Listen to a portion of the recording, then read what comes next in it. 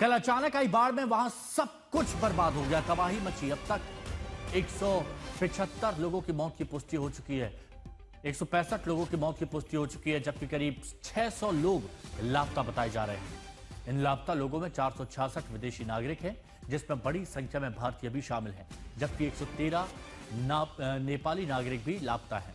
अब इस बीच खबर आई है कि कल नेपाल के भोटे कोशी नदी में 55 किलोमीटर प्रति घंटे की रफ्तार से सैलाब ने तबाही मचाई। रसुआ की भोटे कोशी नदी में बुधवार सुबह आई बाढ़ की रफ्तार अब तक दर्ज की गई सबसे तेज बाढ़ में से एक मानी जा रही है। हम इस समय नुवाकोट में हैं।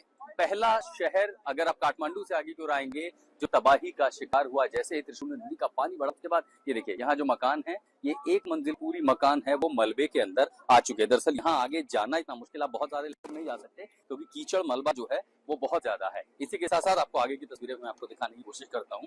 ये देखिए, ये पूरी गाड़ी है, आगे ट्रक है, ये पूरा का पूरा जो ट्रक है वो एकदम समझिए कि मलबे में तब्दील हो गया। इसके ठीक पीछे यहाँ पर कृषि विकास बैंक लिमिटेड का दफ्तर है। ये चूंकि बड़ा शहर था और पूरी की पूरी इमारत इस सैलाब में, आप समझिए कि 30 से 40 फीट जो कि अब पहाड़ से रुस्वा, इसके ठीक पीछे आपको बता दो कहाँ पर है रुस्वा, ये है लड़का। यहाँ से ठीक मेरे पीछे रुस्वा है और बगल में त्रिशूली नदी बह रही है। वो इलाका त्रिशूली का है, आगे रुस्वा जाता है और तिब्बत के प्लेटो से जैसे ही पानी का बहाव आया, वो अपने साथ इतना मलबा लेकर के आया कि इसका फैलाव जो है वो 200 से 300 मीटर में था। उसके बाद यहाँ देखिए, ट्रक पूरा मलबे में तब्दील हो गया। इधर कृषि बैंक लिमिटेड है, पूरी की पूरी इमारत अमीर रोज है। यहाँ देखिए एक एटीएम है। अब सोचिए कि काफी ऊंचे इलाके पर है एटीएम, लेकिन उसके बाद भी आप देखिए यहाँ से जाना चलना बहुत मुश्किल है। ये जो एटीएम आप देख रहे हैं, ये आधा का आधा पूरी तरह से मलबे में तब्दील हो गया है। त्रिशूली वो तबाही लेकर के आई है नेपाल में कि इसको फिर से दुरुस्त करने में, पटरी पर लाने में एक लंबा समय लगेगा।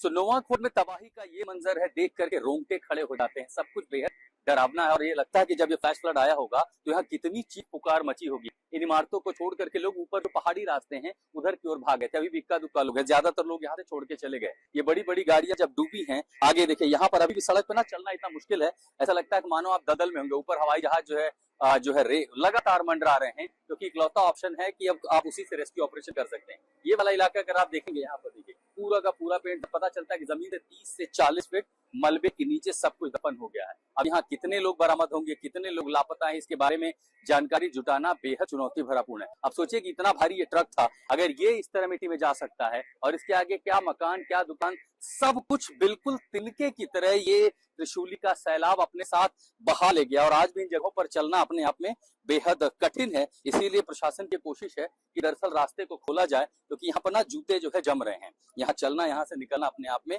बहुत मुश्किल है। ये नेपाल में तबाही की तस्वीरें हैं। नुवाकोट ग्राउंड जीरो पर मैं आशुतोष मिश्रा, आज तक।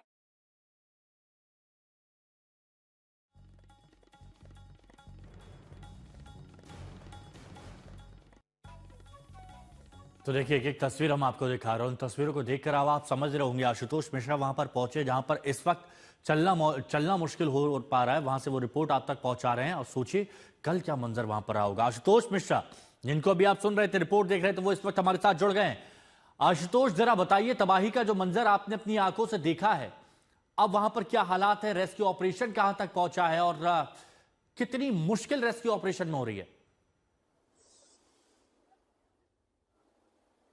बहुत ज्यादा। मैं जहां खड़ा हूं, ये पहला शहर है जो तबाह हुआ है। यहाँ से तबाही शुरू होती है अगले 50 किलोमीटर। जो रोसोप शहर है वो यहाँ से 50 किलोमीटर आगे है, लेकिन दरअसल इंटरनेट की वजह से यहाँ सुविधाएं, क्योंकि अभी बिजली नहीं है, इंटरनेट नहीं है, तो हमें भी दरअसल कम्युनिकेशन में दिक्कत आ रही है। ऊपर मेरे लगातार जो हेलीकॉप्टर की आवाज आप सुन रहे हैं गड़गड़ाते हुए, इसलिए क्योंकि सिर्फ और सिर्फ हेलीकॉप्टर एकमात्र रास्ता है। जिस तबाही की आप तस्वीर देखें ना, आगे 50 किलोमीटर सब कुछ वैसा ही है। 2 और बाजार हैं, पूरी तरह समतल हो चुके हैं। वहां अगर कोई जिंदा है, कोई निकल के आया, कुछ लोग पेड़ों पर, वादियों पर, पहाड़ों पर भाग गए, उन्हें अगर बचाना हो तो बस वो है कि उन्हें लाएं, इवैक करके लाएं। हम थोड़ी देर में हो सकता है वो रिपोर्ट भी दिखाएं। अभी मैंने देखा कि यहाँ पर सबसे बड़ा, जो जहां मैं हूँ इस समय, बड़ा air operation command control room बनाया गया है। लोग आंखों में आंसू लिए, क्योंकि 50 किलोमीटर में बहुत सारे प्रतिष्ठान है, हाइड्रो पावर प्रोजेक्ट हैं, उनके लोग काम करते थे। सैकड़ों लोग मिसिंग हैं, वो आंखों में आंसू लेके देखते हैं कि कब हेलीकॉप्टर नीचे आएगा और उनमें कोई अपना होगा। एक खबर और भी दे दूं कि नेपाल के प्रधानमंत्री बालन शाह इस समय यही मौजूद है जहां मैं हूं। नुवाकोट आए हैं, वो दौरे के लिए आए हैं और थोड़ी देर पहले मैंने उनको देखा, उन्होंने अपने कैबिनेट के साथ है, उन्होंने अधिकारियों से जायजा लिया, वो सॉटी पर भी आगे गए। इतना मुश्किल है कि अगर वैली पैक हो जाएगी तो ऑपरेशन नहीं हो सकता। अब दरअसल मैं कोशिश करता आपको दिखाने के लिए इस पूरी ट्रेन को कि किन इलाकों से ऑपरेशन होकर के जा रहे हैं। अब यहाँ से ये जो रास्ता है यही आगे 50 किलोमीटर कोसोव जाता है, लेकिन सिर्फ 300 मीटर आगे जाके रास्ता बंद है। वहां हम दरअसल लाइव ट्रांसमिशन में दिक्कत है क्योंकि वहां इंटरनेट बिल्कुल भी नहीं है। अब इस वैली में एक छोटे से सकरे रास्ते से ऑपरेशन चल रहे हैं और ठीक यहाँ पर जो है ऑपरेशन कमांड कंट्रोल रूम बनाया गया है। अब शहर में दरअसल बिजली इस समय है नहीं, रसद की सामग्री नहीं आ सकती क्योंकि सड़क मार्ग से मुझे यहाँ पहुंचने में इतना समय लगा। रात को मैं निकला हूँ सुबह तड़के समझिए कि 4 से 5 बजे और तब मैं यहाँ जाकर के लगभग 8 बजे के समय यहाँ पहुंच पाया। तो रास्ता बंद है। अब हेलीकॉप्टर में आप एक बार, दो बार, 3, 4 को ला सकते हैं। तो सड़क मार्ग 50 किलोमीटर खोलना बहुत बड़ी चुनौती है। उस चुनौती को कैसे ये प्रशासन पूरा करेगा समझ नहीं आता। लेकिन हाँ, एक अर्थक्वेक की हमने ट्रेजेडी देखी, नेपाल उससे निपटा था, लेकिन अब 10-12 साल के भीतर इस तरह की त्रासदी, वो भी पहाड़ी इलाकों में, हिमालय की गोद में जो घटना हुई है, आप बहुत मुश्किल होता है। लेकिन आशुतोष एक बार बताइए, क्योंकि आप वहां पर मौजूद है इसलिए मैं ये सवाल आपसे पूछना चाह रहा हूं। और वैसे तो जब जिंदा लोगों को जब बाद में मौत के आंकड़े में तब्दील कर दिया जाता है, जब उनकी गिनती आंकड़ों में हो जाती है तो बहुत तकलीफ होती है। लेकिन आप वहां पर मौजूद लोगों से आपकी बातचीत हुई होगी।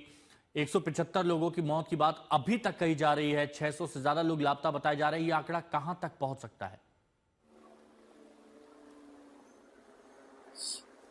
इसको ऐसे समझिए कि जिस बाजार में ये पूरी तबाही, नुवाकोट में मैं यहाँ पर हूँ, यहाँ कुछ नहीं बचा है। पूरा का पूरा कई इसको स्क्वायर माइल्स में समझिए सब समतल हो चुका है। लोग यहाँ से निकले जो सुरक्षित चले गए।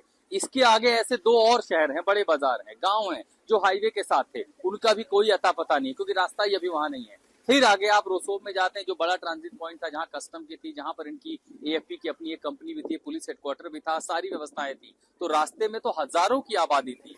बचे लापता के बारे में संख्या 4 पर जो करीबन 400-500 है।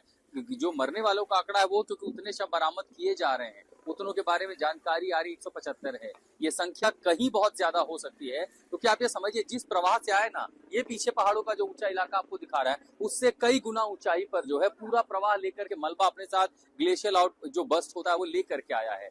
गुरुत्वाकर्षण और उस मलबे की ताकत इतनी तेज आई कि नदी की धारा जो आमतौर पर 3 से 5 फीट से ज्यादा गहरा पानी इसमें होता नहीं है, साफ सफेद पानी होता है। जिस शहर को मैंने तस्वीरों में देखा है कि ना रंग बिरंगे नदी के किनारे वो घर होते थे, वो पूरा सिर्फ एक कलर में, सिर्फ कीचड़ में दबा हुआ एक शहर। लोगों ने एक शब्द कहा था, सर हमारा ये शहर खत्म हो गया, पता नहीं है दोबारा हम इसे मिट्टी में से कब निकाल के पाएंगे। ट्रक, बड़ी बड़ी 10 पहिया की गाड़ियां तो ऐसा लग रहा था तिनके की तरह मिट्टी में दब गई हैं। उनको आप कैसे बिल्ड करेंगे, कैसे निकालेंगे? जितनी गाड़ियां जा रही 300 मीटर के बाद सब खड़ी हैं, तो आप आगे अभी जा ही नहीं सकते जमीन के मार्ग से, तो आंकड़ा पता कैसे चलेगा? हेलीकॉप्टर जहां जहां वो आगे लैंडिंग की जगह भी नहीं है, वो कुछ जगहों पर जहां उतर पा रहे वहां से इवैक करके ला रहे हैं। तो आप समझिए कि बीच का अभी 50 किलोमीटर सबसे दुर्गम है, वहां तो अभी पहुंचना ही मुश्किल है। हमारी कोशिश है कि अगर सड़क मार्ग का एक हिस्सा भी खुलता है, कुछ लोग भी पैदल जाएं, तो हम उनके साथ पैदल जाके वो तस्वीरें भी दिखा सके जिससे नेपाल की सरकार को भी मदद मिले और पूरे दुनिया के संगठनों को, यूएन से लेकर के WHO, सबको मदद मिले कि आपकी जरूरत कहाँ है। आप समझिए कि इस समय पूरी दुनिया की जितनी ज्यादा रेस्क्यू सर्च मशीनरी है, मदद की मशीनरी है, उन सब की जरूरत है नेपाल को। यहाँ अगर वो हर समय रह, कहते हैं ना, देखिए इस तरह की आपदा में एक शब्द कहा जाता है, रेस अगेंस्ट टाइम। अगर कोई भी जिंदा बचा, उसके जिंदा बचने के मिनट, हर मिनट कम होते रहते हैं। तो जितनी जल्दी मदद पहुंचेगी, हो सकता है कि जो बचने वालों का आंकड़ा है वो बढ़ जाए, तब हम मरने वालों की संख्या संभवतः कम कर सके। देखिए ये बहुत जरूरी है कि चुनौतियां बहुत सारी हैं सामने। अब जैसे कि अभी एक उदाहरण के तौर पर, जहां पर आशुतोष अभी हमारे सहयोगी जुड़े हुए हैं, नेटवर्क की वजह से उनसे बातचीत हो रही है, उनकी आवाज आप सुनाई दे रहे हैं, लेकिन कभी वो आपको दिख पा रहे हैं, कभी वो आपको नहीं दिख पा रहे हैं, और ये सब हो रहा है सिर्फ नेटवर्क की वजह से। आशुतोष, आपकी आवाज बहुत स्पष्ट आ रही है। शुरुआत में बहुत अहमियत रखता है वक्त, जब लोगों की जिंदगी बचाना हो, क्योंकि मलबा जब आया है, कई फीट तक नीचे लोग दबे हो सकते हैं, उनको बचाना, उनकी जिंदगी को खोजना, यह सबसे बड़ी चुनौती होती है। रेस्क्यू ऑपरेशन कितने दिन का चल सकता है, और क्या कई देशों की भी मदद आ रही है? मतलब लोग अपनों को तो तलाश रहे होंगे, खोज रहे होंगे। मैंने अब से थोड़ी देर पहले उनकी आंखों में आंसू देखे हैं। क्या बच्चे, क्या बड़े, क्या महिलाएं, क्या माता पिता। आगे हाइड्रो पावर प्रोजेक्ट है, वहां लोग नौकरी करते थे, दुकानें हैं, होटल हैं, प्रतिष्ठान हैं, यहीं के लोग तो नौकरी करते थे। और उससे ज्यादा दुनिया भर कई सारे देशों के पर्यटक थे, क्या रूस, क्या चाइना, क्या भारत, वो पर्यटक भी गए थे। जब वो सैलाब आया था, आपको सेकंड भर की वार्निंग भी तो नहीं थी, भागते कहाँ? तो सब मलबे के नीचे आए हैं, वो संख्या कितनी है कोई नहीं जानता है। तो जब आपको पता ही नहीं है कि कौन कहाँ, कोई कम्युनिकेशन नहीं है, तो आगे पूरा सब कुछ इनकम्युनिकेटिव है। यहाँ कहीं पर कॉल तो चल जा रहा है, आगे तो इंटरनेट कॉल और वगैरह कोई सुविधा है ही नहीं, क्योंकि जाहिर है ऐसी व्यवस्था में कहाँ कुछ होगा। दुनिया के देशों ने मदद की दरखास्त, उन्होंने कहा कि भाई हम मदद करने के लिए आएंगे, लेकिन आप ये देखिए नेपाल में जब भूकंप भी आया था तो मदद पहुंचते पहुंचते भी 48 घंटे लग गए थे दुनिया भर को, और उसके बाद आने के लिए समतल जगह नहीं है। काठमांडू में जब भूकंप आया था मदद आसान था, क्योंकि जी। अच्छा, आप बने रहिए हमारे साथ, दोबारा हम जुड़ेंगे, दोबारा हम आपसे जुड़ेंगे। तकनीकी कारण की वजह से कभी कभी थोड़ी सी दिक्कत आती है, क्योंकि हालात वहां पर ठीक नहीं है।